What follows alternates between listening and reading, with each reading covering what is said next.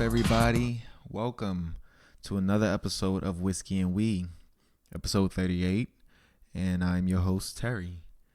So I hope you all have been having an amazing week these past few weeks. I definitely missed you guys last week, but we're back this week doing it again. So, announcements that I have. Dun, dun, dun. So I have some, I wouldn't say pretty big announcements. I would say I have one big announcement. Season 2 of Whiskey and Weed will be wrapping up as of October 10th. So that'll be the last week for season 2.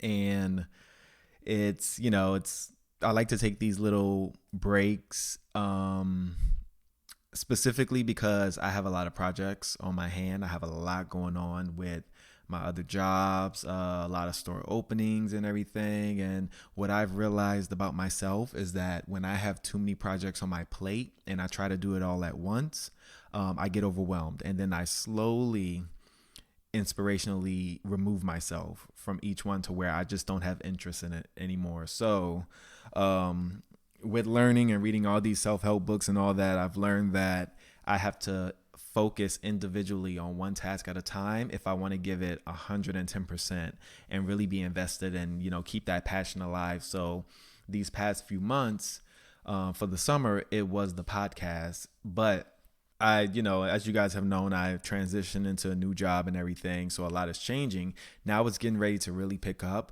But those who know me know that I'm also looking into getting, doing graphic design. And I've been studying it. I've been practicing, teaching myself. I've done a few projects for some friends. But I want to now jump into, school. And once I finish this degree that I'm currently working on, I want to jump into a graphic design degree.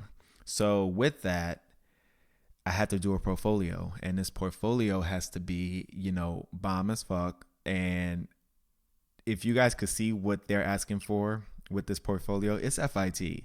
Y'all, if you're in New York, you know FIT. Like, it's demanding. It's one of the top fashion schools. So their portfolio requirements are nothing to play around with. Like, they want you to have 15 years experience pretty much. It's like one of those job interviews where it's entry level. They go pay you like $10 an hour, but you have to have 30 plus years of sales experience or some shit like that. I feel like sometimes that's how it is with FIT. Like, this portfolio, thank God I've been teaching myself, because they're asking for things that I'm like, what the hell is this? They want like 360 design, sketching, of course, which I got to brush up on that. So the due date is towards the end of the year. And, with work and everything coming into this holiday, it gets very busy. So yeah, I'm just trying to prioritize myself. And with the grand opening of things in October with my current job, I have to commit a lot of my free time to getting this portfolio together because I have to submit it by the new year. So I can't play around with this, y'all. So with that being said, Whiskey and Weed Season 2 will be coming to a close for the end of the year, October 10th. It won't take as long like this season to roll back around. It's just that there was such a big change that I had to kind of rework the plan on and the platform of things. So it shouldn't take that long. It should be a lot quicker rolling back with season 3. But, I say it all the time. I'm very grateful. I'm very blessed that I have the listeners that I have that tune into my show. I'm always getting feedback and support from you guys. So I just absolutely love it. And, it's bittersweet to have to go already because it feels like I just brought season 2 back yesterday. It's going to be 20 episodes in, and I brought it back in April. So it's been doing its thing aside from the breaks here and there, but it's been keeping up. But yeah, I will miss you guys. So with this being 38, I would have 5 more episodes left. So yeah, you got to do what you got to do, guys. You got to focus. If you can juggle a lot and you're good at that, by all means, do what you can do. But if you're not that person like I am, you sometimes have to give your undivided attention to one task at a time if you want it to be, your observation or your ideal of perfection. You know, if you want your craftsmanship to show and your originality and everything, you got to sometimes commit just only to that assignment. And trying to do the podcast while working full time, while trying to do graphic design, while trying to have a social life, trying to stay in shape and trying to sleep. And now I got this damn dog tearing shit up. I mean, I'm surprised I made it this far, but I look back and I am truly blessed and I am so grateful. So yeah, I'll be back before you guys know it. And we gonna make these last 5 episodes, enjoyable, just like the other ones have been. So any other announcements I have? I guess my past 2 weeks and what I've done. Let me tell you, I went out, I did my thing, but I got so tore up. I haven't drank in a while, y'all. And I was celebrating with my homegirl and I had such an amazing time, but the whiskey hit me hard that night. And I was trying this tactic of, because I drink whiskey straight, but I'm so almost immune and tolerant of the taste that I can drink it like it's water. So I tried another approach and I was like, okay, well, let me do shots instead of just doing whiskey neats because, you know, God bless the bartenders, but they're very generous with me and they fill it up. They don't just do a neat as in one shot. They fill the cup halfway up with just straight whiskey. And I'll just down it and sit there and drink, not realizing that I'm just drinking straight up liquor. But I tried the shots and I was drinking water in between. And I think I just overdid it because I think I was just doing more shots than I would do regular cups of whiskey. And homegirl that was hooking me up was not doing a regular shot. She was putting what is looked at as a shot in a regular drinking cup, but it wasn't a full shot. It was like 2 shots. So I was down in 2 shots at a time, drinking water. It didn't work. I got really, I got messed up. But the thing about me that I can preach to is that I'm not a sloppy drunk. I become a very fun drunk. I know how to carry myself. I know how to, keep myself composed. Those sick days of me are over. I try to monitor myself. Ain't nobody got time for that. I'm in my 30s now. I ain't got time to be getting sick and everything. So it was still a good time. Me and my homegirl, Nicole, like we turned it up that night. It was good. So good times. This past weekend, I tried for the first time flotation therapy. So if you guys haven't done that, I mean, my opinion is mixed on it. I'm very, very spiritual, all about meditation, all about self-care, relaxation. And I've been wanting to try this for like over a year now, actually. And I finally was like, you know what? I'm going to look into it. I found a place close, went and checked it out this past weekend. And it wasn't bad. I felt very relaxed, but I also felt very drowsy because they told me like when you're sitting in it for at least an hour at minimal, you get very dehydrated because, mind you, you are floating in over 1,000 pounds of salt. So literally you are floating. You're not sinking in the water.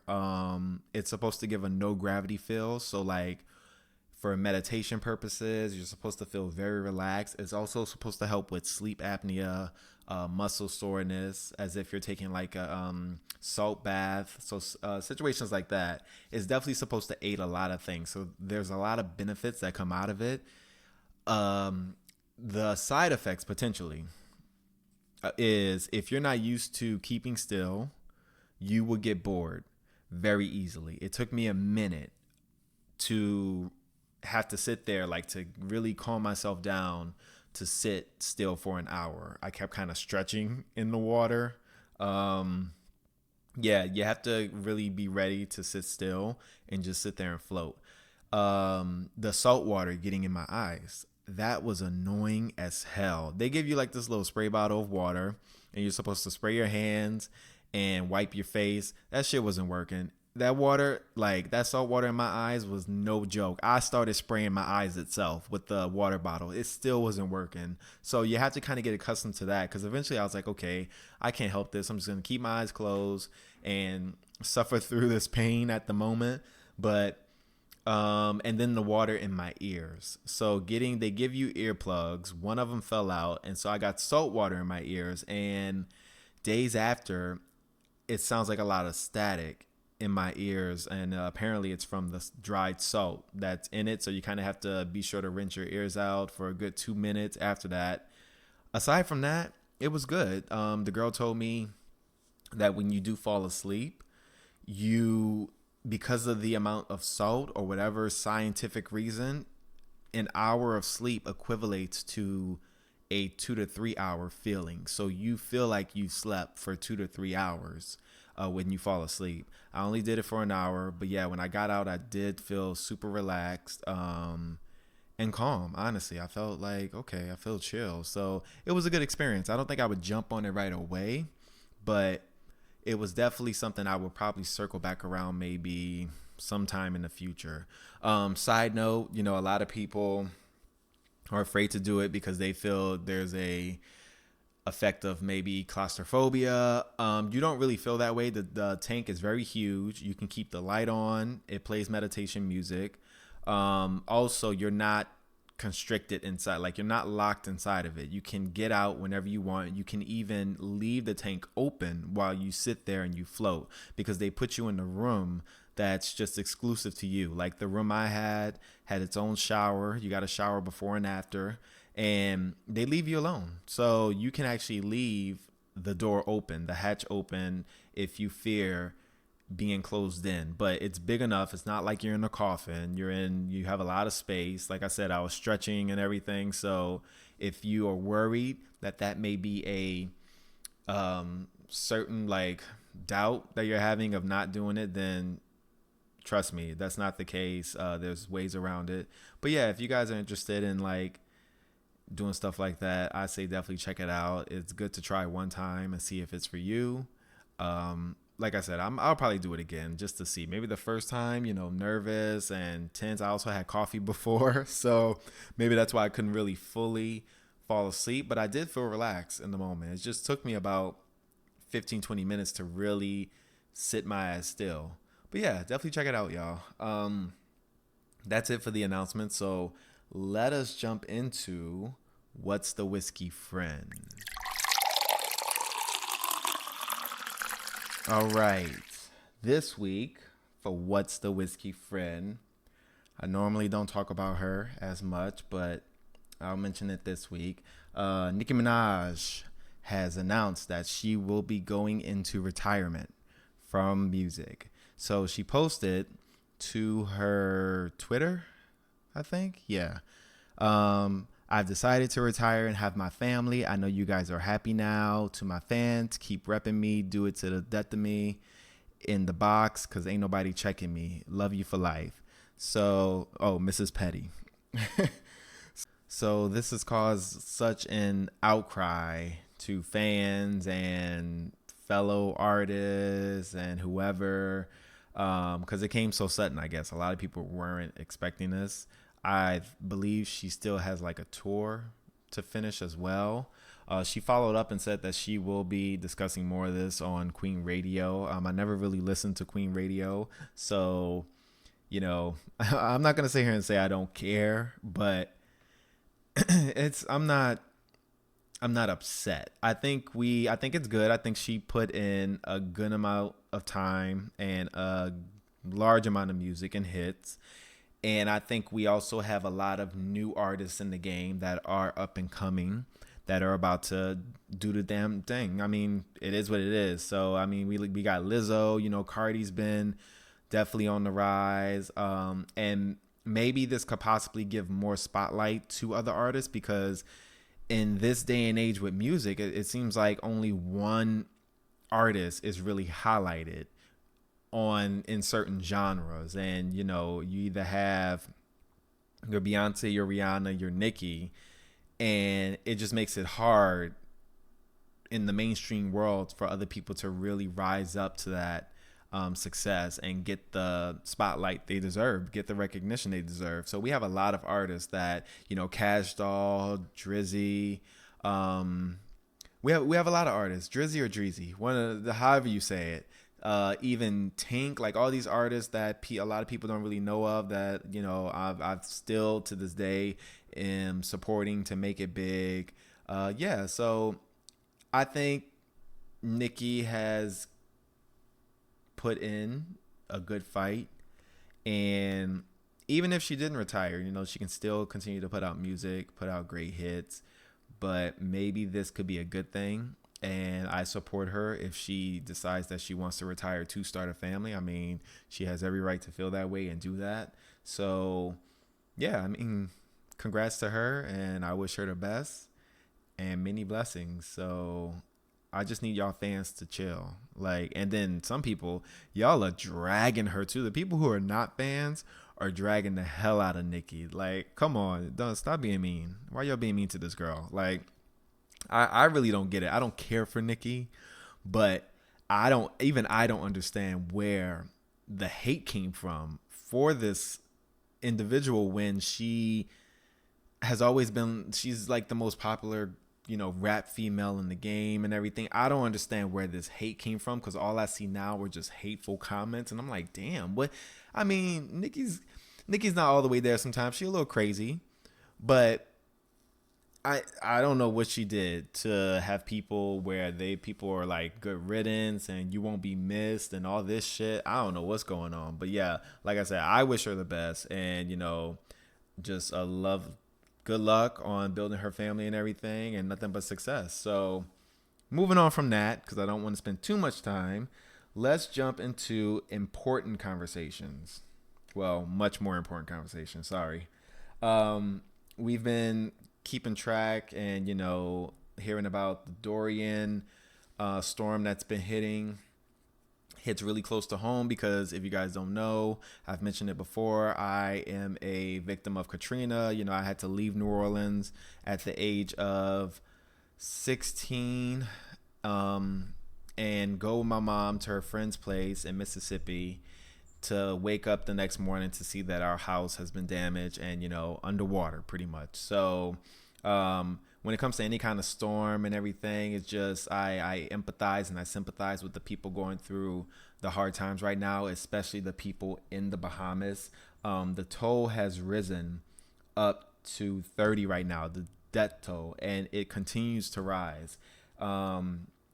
It's about $7 billion in damages for the Bahamas. It's ridiculous. And I mean, if you guys haven't seen the pictures, just prepare yourself. It's just, it's so heartbreaking to see the photos of like how bad the damage is. And it's just so sad sometimes. Like, when we had the incident in Puerto Rico, and just Mother Nature doesn't play. And sometimes, I don't know, I'm not going to sit here and preach on it being global warming and everything, but the least we could do is definitely try to give back. All these people, y'all be posted up in the Bahamas and everything, feeding pigs and shit, soaking up the tourists and the luxury of it. But can you play that part and at least give back? And it can be a stretch for a lot of people to have to go there and commit, give some time. I can try to make it there like I did in Puerto Rico, but I will tell you for sure, I'm definitely donating.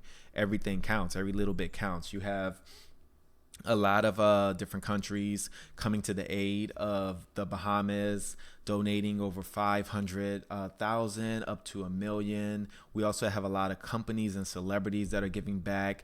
Disney donated 1 million in cash to help out. Ludacris also donated. Trying to think of someone else that you guys would know, like the Royal Caribbean. I mean, they donated 43K water bottles, 10K meals, generators. Like, sometimes it's not just money. It's just, you can help any kind of way. And if you guys don't know how to help, there's definitely Google to search. And I can give you 3 right now. You got the Red Cross, you got the Salvation Army, and you got Direct Relief. So, it's... we got to give back. We got to look out for each other. We have so much hate going on, and we'll be quick to get on social media and spread hate. as your opinion and spread all this toxic and negativity and stuff, and you don't realize how tainted it is and how much harm we're actually doing to people. But it seems to be a hassle to go and want to do good in the world and want to try to donate and give back to people that like are losing families and losing homes and have no food, have no electricity. So like I said, anything counts. Like anything, even if it's $5, anything counts. I think times like this should wake people up and, be in that moment to put your phone down for once and actually go and give back. Give your time. Are you leading to serve? Is something I try to live by. Like, don't just make it all about you. Like, the world doesn't revolve around us individually. We are united, be it black, white, Mexican. Like, we all have a soul. So we're all human. We're all connected some kind of way or another. So try to give back if you can. Like, I want to be humble and I want to say, even if you give positive vibes, but let's be realistic sometimes. You just getting on Facebook saying, pray for the people in the Bahamas. Like, take that next step. What else could you do? What service can you provide to make the situation that much better? Like, how can we as people push it past just social media, posting pictures and changing our I can't even think of the actual name, changing our like ID and our photo image, I guess I would say, to, pray for the Bahamas or pray for Paris or pray for New Orleans or pray for whoever. Like, get up off your ass and make shit happen. Get on your feet and do something, like, to give back. And trust me, the results that you feel after knowing that you are making the world that much a better place is priceless. It's like no other. It's like, we make money every day. We're so blessed, despite our administration, of course, and being in a country that's kind of shitty at the moment. At the same time, we have a lot more freedom than other countries, than other people and their backgrounds and their upbringing. So sometimes we just need to count our blessings that you are able to wake up and have an opinion, have a decision on how you want to dress and how you're going to step outside, and, just having a variety of different fucking ice creams and shit like that. Like, when you go to the supermarket, like, it's the little things like that that we need to be a little bit more conscious of, because people across the world don't even know what it means to have that, don't even know what it's like to have that experience of having a choice and having variety. And, life is so easy for us sometimes that we will sit there and be dramatic and stress over what type of jeans we want to wear or the outfit that we want to wear, realizing that there's someone living on the streets, that doesn't have the slightest thing as bread or a glass of water. So sometimes we just need to wake up. And in a situation like this, it's one of those moments where we need to wake up, give back, and not spend so much time in our own head with our head up our asses, worrying about, does he love me, or fuck boy this, or whatever the situation is, or, go club and do your thing, enjoy life. But just remember, like, we got to help each other. We got to extend that arm out, extend that hand out, and do good for the greater good. So kudos to the companies that are doing something. Also, we got Carnival Corporation. They're giving back. They gave back $2 million. Norwegian Cruise Line giving back. These are places that actually stop at the Bahamas during their cruise. So, it's just very beneficial that a lot of people are coming to the aid of the Bahamas. I've never been, but I've always had hopes of going. So we can't just go there for the luxury and soak it up like Puerto Rico. Like, we can't go to Puerto Rico after the hurricane and just soak up the tourist site, while on the other side of the island you still have people without power and food. So just situations like that. Let's be more human, I think, is the real message that I'm trying to give out now, especially during this episode and during all this devastation that's going on. Let's try to be more human. So yeah, congratulations to them. I think I'll end it on that note with that topic, but I do want to jump into something a little bit lighter that has to do with New York. So I read up this week that New York has a plan to deal with its rat problem, Very, very interesting. I haven't rode the subways in a minute, and if I go into the city now, I ride the PAT trains. But trust me, I'm still traumatized after doing it for at least 10 years. Real, you guys would know. In New York, we don't have rats. We got rat mutated raccoons. I don't know what they are, but they're pretty much the size of cats. So we don't know what the hell they are, and they bold as hell too. They jump on subways, they climb up the poles, they jump on the homeless people. Yeah, these rats are gangsta. So what they're trying to do now, the city apparently has come up with a plan to entice the creatures with bait before drowning them out in the bucket of alcohol. So a new rat, it's just funny just reading because the title says, by killing them with booze. So I don't know if it's liquor or a certain just alcohol chemical. A new rat dunking gadget will be rolled out in Brooklyn's most infested neighborhoods after a successful trial. Brooklyn Borough president revealed this at a press conference. So the device is called Ecomal. I don't know. I could be saying that wrong. Attracts the rodents with food and then drops them through a trap door in an alcoholic substance. So you guys got to see the trap. So I guess, it looks like a scale almost, and it's this box. I mean, I don't know how this is going to sound. I just said, be human. So I feel bad. Kind of like, you mean to tell me that these rats are going to be attracted with the food and they're going to be dropped in alcohol, like, so they got to kind of suffer. It says that it knocks them out and they drown eventually. I don't know if that's cool, y'all. That's kind of messed up. I mean, damn, we do have a rat problem though in New York. I'm not going to lie. Like, it's crazy. The rats own the subways. They do. Like, they own that shit. But could we have come up with a better way? And I know a lot of y'all are probably like, fuck that. Like, the rats got to go. But damn, like, knocking them out and then drowning them, whether they're knocked out or not, they still suffering. I've had dreams where it could be sleep apnea and I feel like I'm suffocating because I'm drowning underwater. So I can understand the feeling. I feel like they were pretty much still be feeling the suffering, even if they're knocked out. It says rats will climb a ladder to reach the bait on the device, at which point a sensor deploys a trip lever that plunges them into a tray that can hold 80 rat carcasses. Damn. The rodents feel safe and secure within the device. The transparent cover provides natural light. How in the hell they feel safe and secure in the device that's going to kill them? The natural non-toxic solution in the tank renders the rodent instantly unconscious. Sanitation workers opened the container at Thursday, unveiling the show reporters the gruesome but apparently effective results: a bucket filled with lifeless rodents. I mean, damn. It's like good and bad. I don't know how to feel. I mean, it's good, but it's sad. Shit, these poor rats. Damn, my bad. So Mayor de Blasio unveiled this being a $32 million project to eliminate the pests. So I guess this is something that's about to happen, y'all, in New York.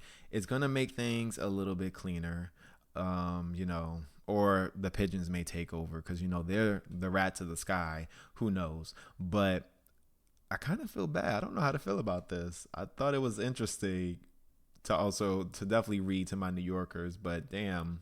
I wonder if they're going to be in obvious places or they're just going to be in the tunnels. We shall see. You guys can definitely look into it. More news being unveiled, I'm sure. But yeah, this is their plan to clean out the New York tunnels and make it a less rodent, I don't know, captivating place. We shall see how this will pan out.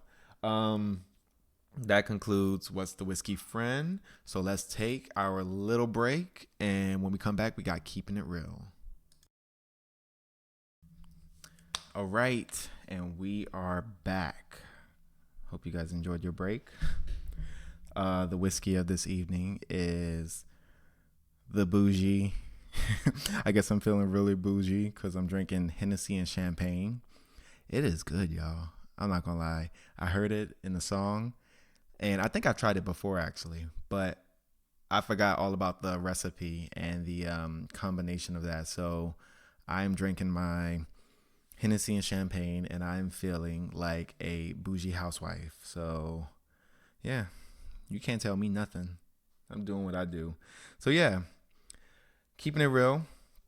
What I got for y'all this week, for your mental awareness is letting go of the energy vampires in your life. So, if you don't know what an energy vampire is, it's literally people that can be in your circle, in your work environment, in your family that suck the energy out of you.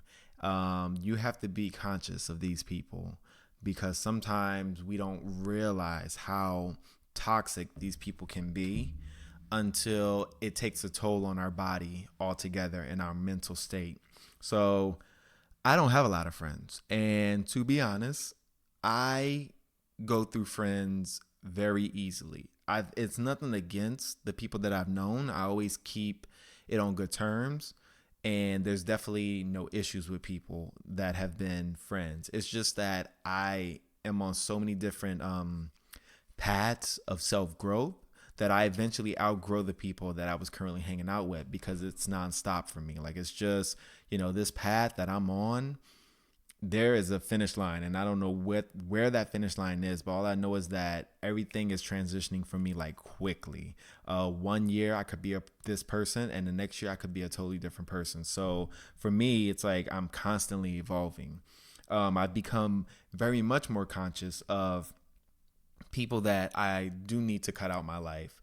And these are the people that I have cut out to where I don't talk to like really at all. So, the people who are in my life that I don't see as much, this obviously isn't pointed towards y'all. I love y'all. It's just that people do outgrow each other and people eventually get caught up in their own personal lives. So it's nothing against that. This is about the energy vampires that I have consciously lost contact with or I don't talk to anymore. You have to be aware of who is in your circle. You have to monitor and, go by the saying of misery loves company. You are the 5 people you hang out with. Birds of a feather flock together. The quotes can go on, but you need to start taking into consideration the meaning behind these quotes and how it affects you. Energy vampires can be people who know you carry a positive light. And because they're dealing with self-acceptance and self-growth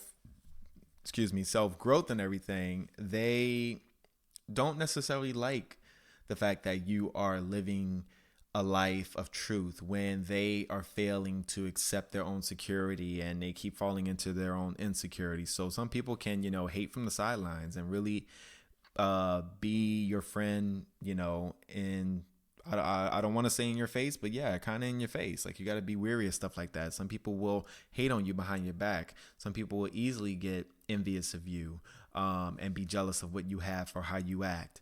And you got to be careful with that because these are the ones, that are already within your home, already past your gates and boundaries. So you have a trust with them. Energy vampires are people that are always miserable, always negative, always pessimistic. You don't want to be around people like that. They are draining. We have our bad days. We do.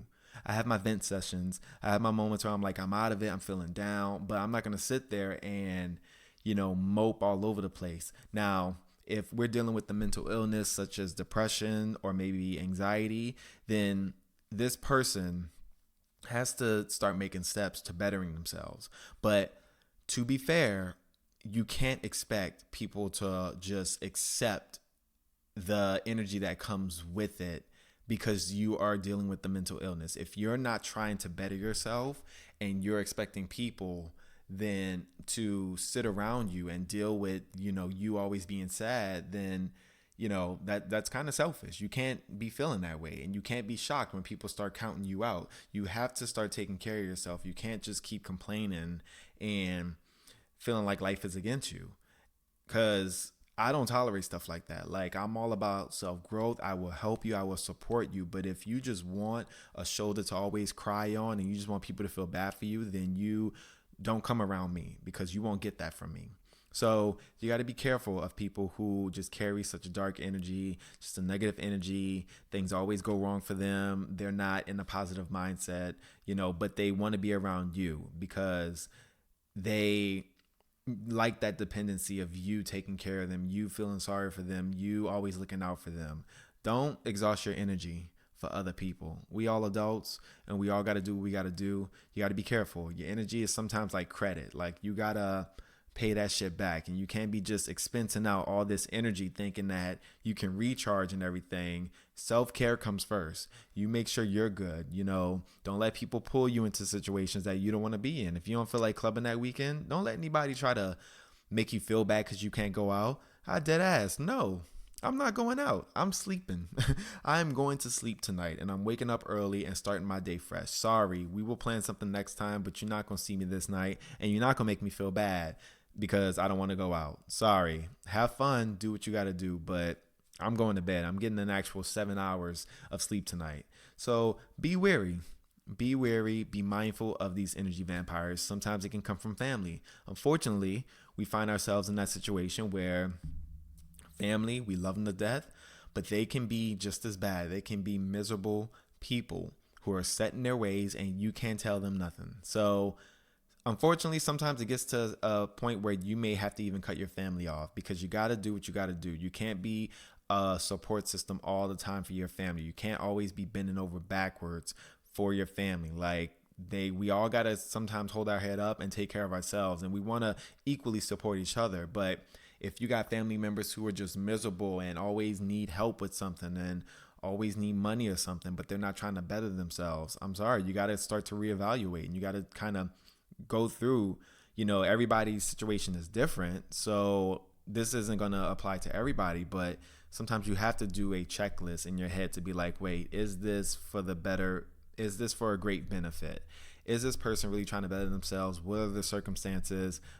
On and on. But family can fall in that category of energy vampires. The same with work friends. Don't be hanging around the water cooler talking to people who are always complaining about someone else, gossiping all the time. It's a good gossip every now and then, but if your every conversation is based around gossip around other people and it's always negative, then you're hanging out with the wrong people, because then you're going to develop that mindset of that's how you should view. You should always view something negatively in someone else.